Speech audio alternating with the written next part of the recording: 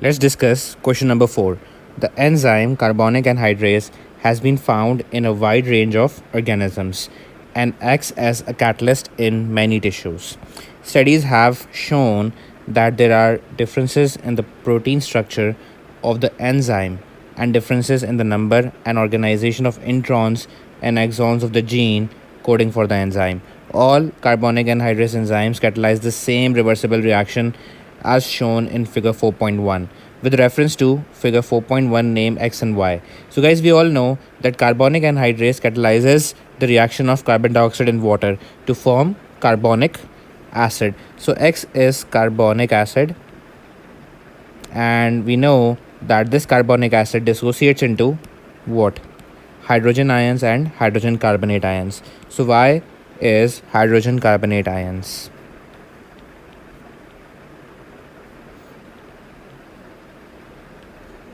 Right. Part B. Carbonic anhydrase enzymes can have different primary structures.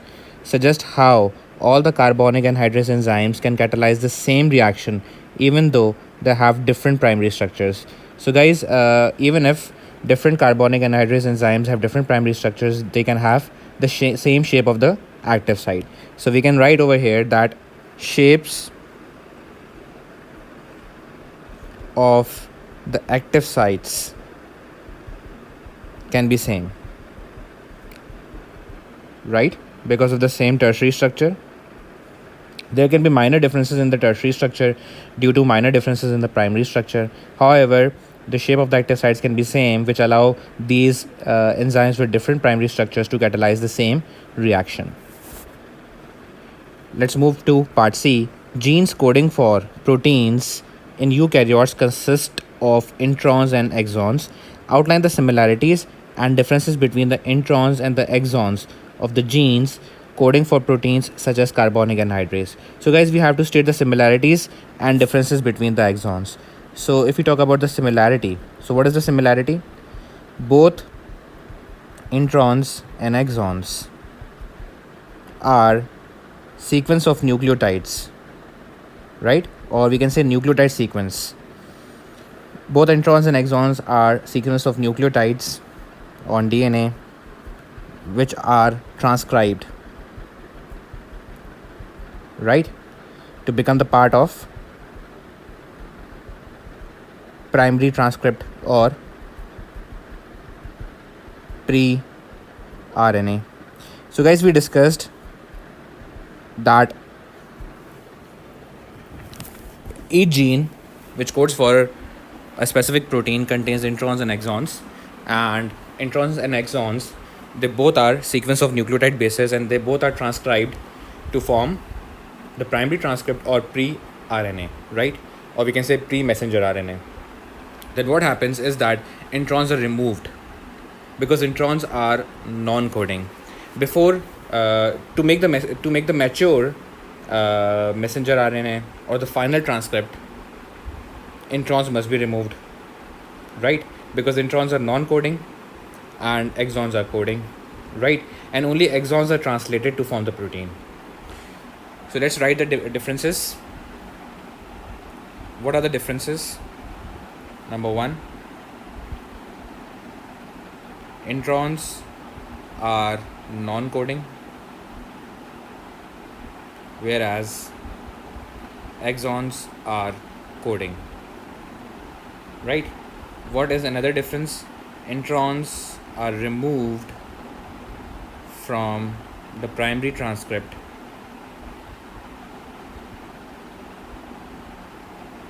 during splicing,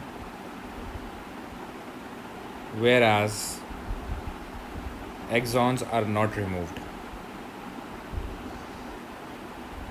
We can also say that introns are not translated,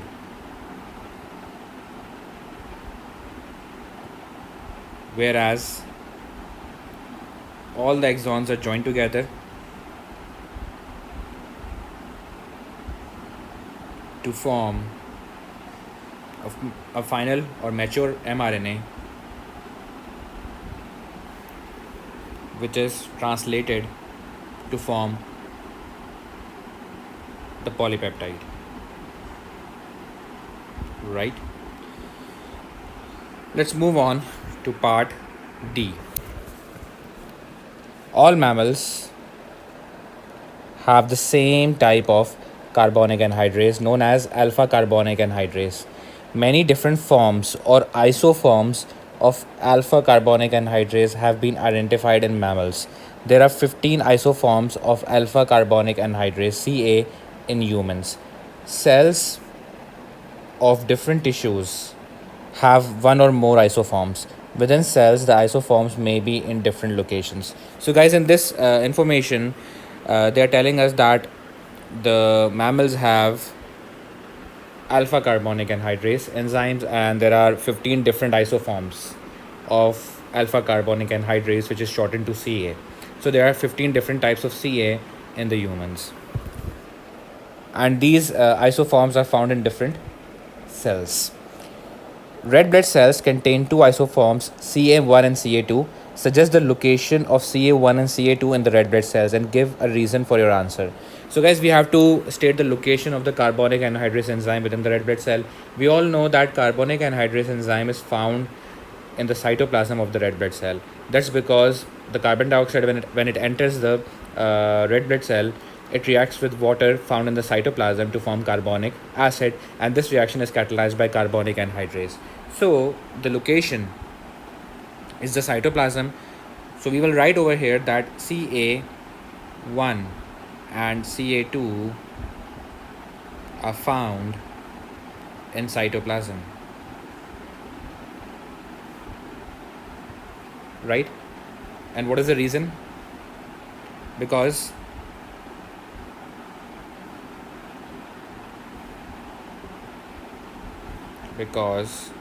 the water which reacts with carbon dioxide is found in cytoplasm, and carbonic anhydrase, or we can say and CA1 and CA2 catalyze the reaction of carbon dioxide and water.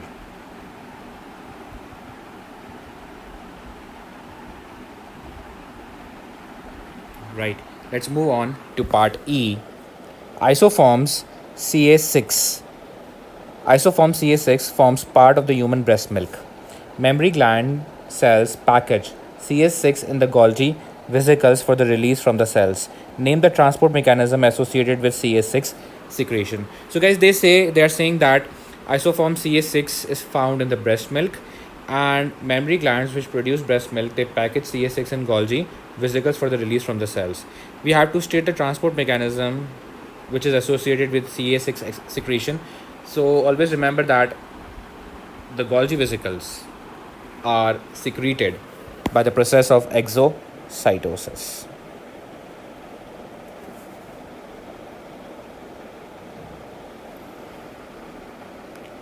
Let's move on to the next part, that is part F. Human CA isoforms in some epithelial cells in the eye have a role in the formation of the clear fluid of eye known as aqueous humor. Overactivity of the enzyme may lead to a harmful increase of pressure within the eye and causes the condition known as glaucoma. So, guys, glaucoma is a condition in which excess of aqueous humor is produced, which creates pressure in the eye, and this is because of the overactivity of the carbonic anhydrase isoforms found in the epithelial cells of the eye. Acetazolamide is a therapeutic drug that can be used in the treatment of glaucoma. It acts as a reversible non-competitive inhibitor. Describe the mechanism of action of acetazolamide as a reversible non-competitive inhibitor of carbonic anhydrase. So, guys, we know that the non-competitive inhibitors, where do they bind? They bind to the allosteric site of the enzyme. They do not bind to the active site. So, guys, we will say that acetazolamide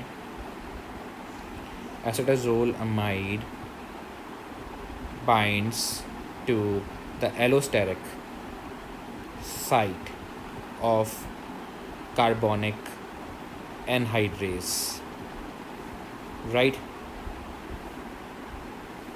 and changes the tertiary structure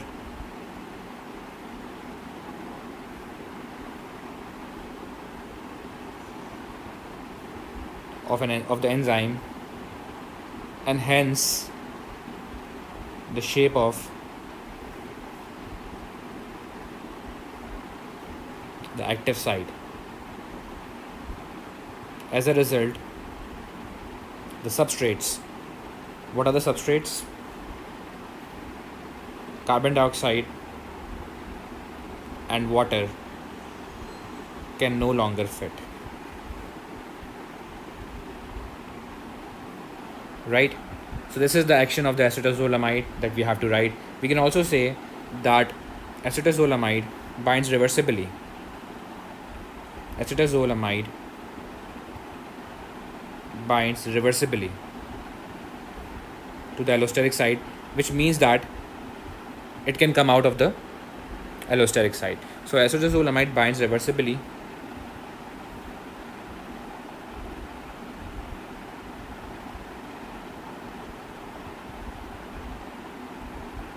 to the allosteric site. So guys, we are done with the question. Now we will move on to the next question. Let's discuss question number 5.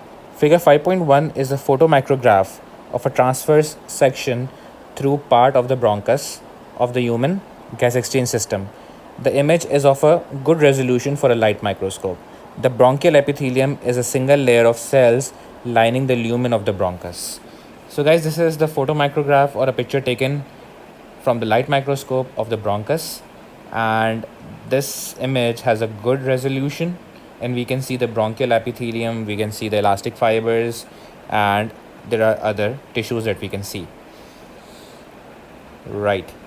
Part A. The luminal surface shown in figure 5.1 is not clearly defined and appears slightly blurred. State why the luminal surface of the bronchial epithelium appears slightly blurred even though the resolution of the image is good. So guys, the luminal surface of the bronchial epithelium is this one, and we can see that this surface appears blur. And why is that so? This is because of the presence of cilia. So these hair-like projections, cilia, they cause the luminous surface to look blurred. So what should be the answer? Suggest why or state why the luminous surface of the bronchial epithelium appears slightly blurred even though the resolution of the image is good. We will write due to the presence of cilia. It looks blurred.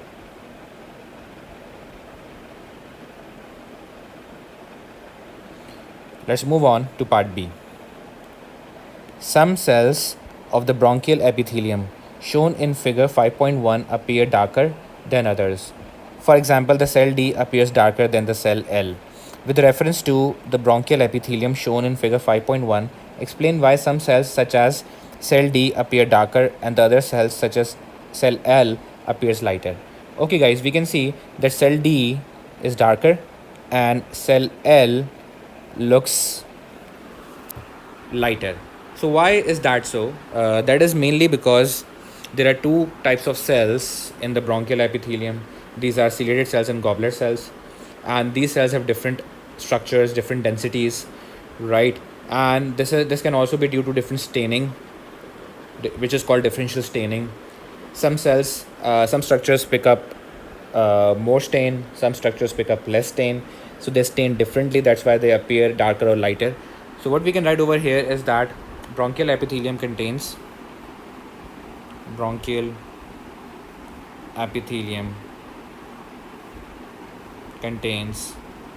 two types of cells,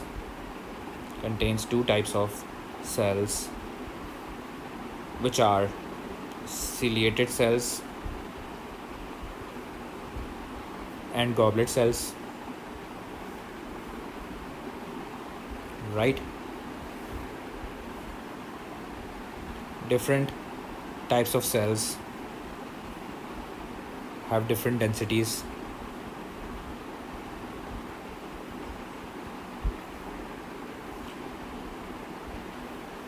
different stains are used, or we can say different cells pick up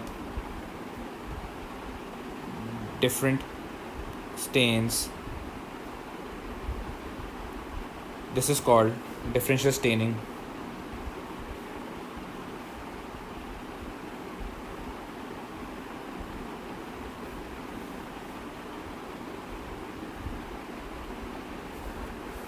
Cells which contain more structures stain darker. For example, guys, we know that goblet cells contain extensive RER and Golgi apparatus, so they stain darker, right? This is the answer.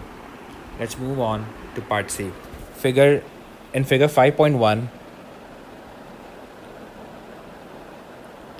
the tissue in box B is cartilage. The tissue shown in box A is different from the tissue in the box B. Outline the differences in the structure and function of tissue A compared with tissue B. So guys, they're saying that the tissue in the box B is cartilage.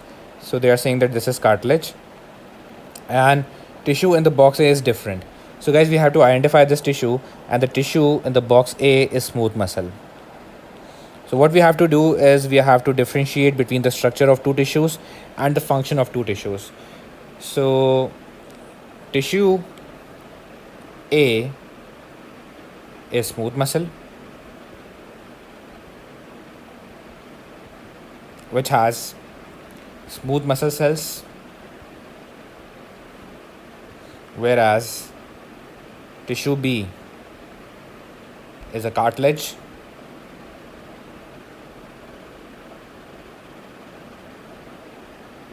containing chondrocytes. So we all know that the cells of the cartilage are chondrocytes and the cells of the smooth muscle are smooth muscle cells. What is another difference? Smooth muscle cells, the shape of the smooth muscle cells is spindle-like. So smooth muscle cells have spindle shape. So guys, smooth muscle cells are like this. They have spindle shape. If we talk about chondrocytes, so chondrocytes are rounded. We can see we can look at the chondrocytes. So guys, these are the chondrocytes. These are the chondrocytes. And you can see that chondrocytes are widely spaced, whereas smooth muscle cells are close together, right?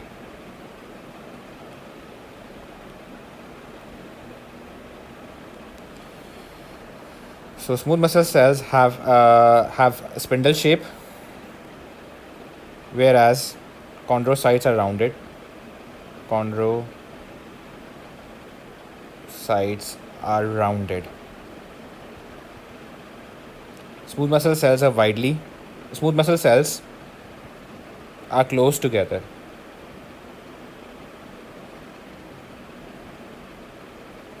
whereas chondrocytes are widely spaced. Let's move on to the functions. So what are the functions? Tissue A or smooth muscles contract. Smooth muscle contracts, causing what? Narrowing of the bronchus. That is bronchoconstriction, right? Whereas cartilage, what it does? Whereas cartilage provides support to the bronchus.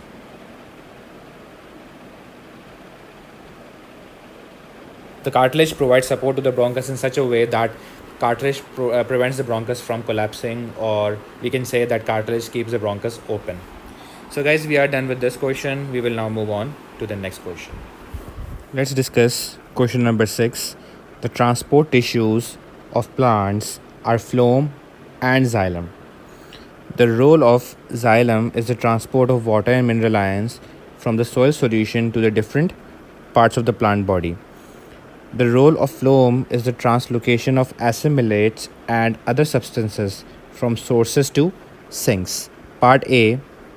The source of mineral ions for the plants is the soil solution. These mineral ions are transported from the roots in the xylem. Mineral ions are also found in the phloem sap within the phloem sieve tubes. Suggest why mineral ions are found within the phloem sieve tubes and state how they are transported within the phloem sieve tubes. So guys, in this part we have to state why mineral ions are also found within the phloem sieve tubes. We have studied that mineral ions are transported by xylem vessels, right? But some mineral ions are also transported by the phloem sieve tubes, and mineral ions are also found in the phloem sieve tubes. So the idea over here is that what happens is that from the xylem, ions can be transported to the leaf, and then from the leaves, these ions can be reallocated to other parts of the plant, right?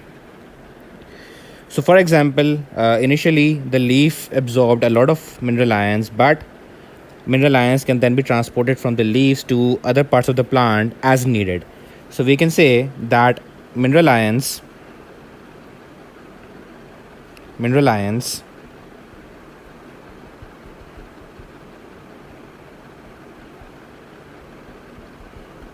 are found in phloem sieve tubes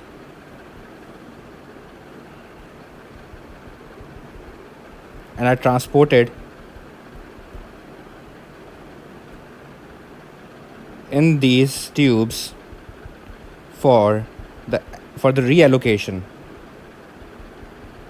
of mineral ions to other parts of the plant where they are needed, right? We can also say that some assimilates require mineral ions to be transported because mineral ions form complexes with some assimilates. So guys, for example, if there is any vitamin in the phloem sieve tube and vitamins are being transported, so some mineral ions are complexed with the vitamins, right? And mineral ions can be complexed with some other assimilates like the hormones as well, right? So for the translocation of those assimilates, mineral ions are required.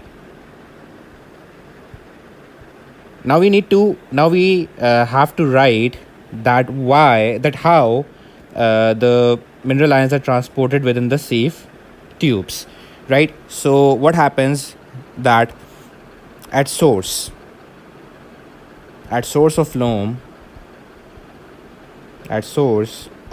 phloem, what happens? Mineral ions together with water enter the sieve tube from xylem. We studied that at source what happens? Water from the xylem vessels enters the sieve tubes. So mineral ions can also move together with water because mineral ions are dissolved in water, right? So we can say at source of phloem, mineral ions together with water or dissolved in water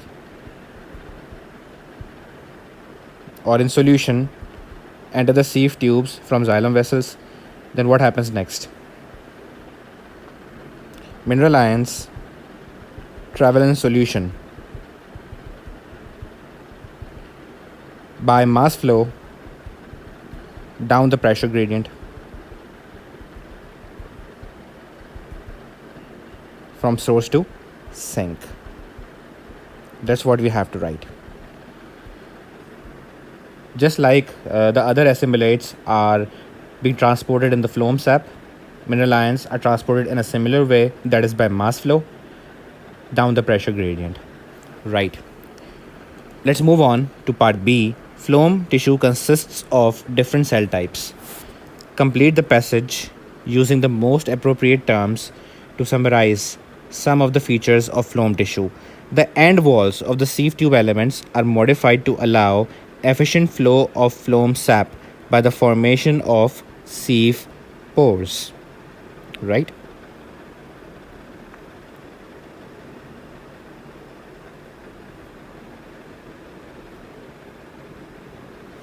So we know that the end walls of the sieve tube elements, they have sieve pores in them, right, which allow efficient flow of phloem sap. These structures also prevent the cells from bursting under high pressure. The cytoplasm of the sieve tube elements is very much reduced and is found at the edges of the cell. We know that cytoplasm of the sieve tube element is found at the edges of the cells. Most of the organelles in the cell are absent. Adjacent to the sieve tube elements are companion cells, right? And these companion cells carry out the metabolic processes of the missing organelles, allowing the sieve tube elements to function. So guys, we are done with this question and we are done with the paper. Thank you so much for watching. Don't forget to subscribe to my YouTube channel. Allah Hafiz everyone.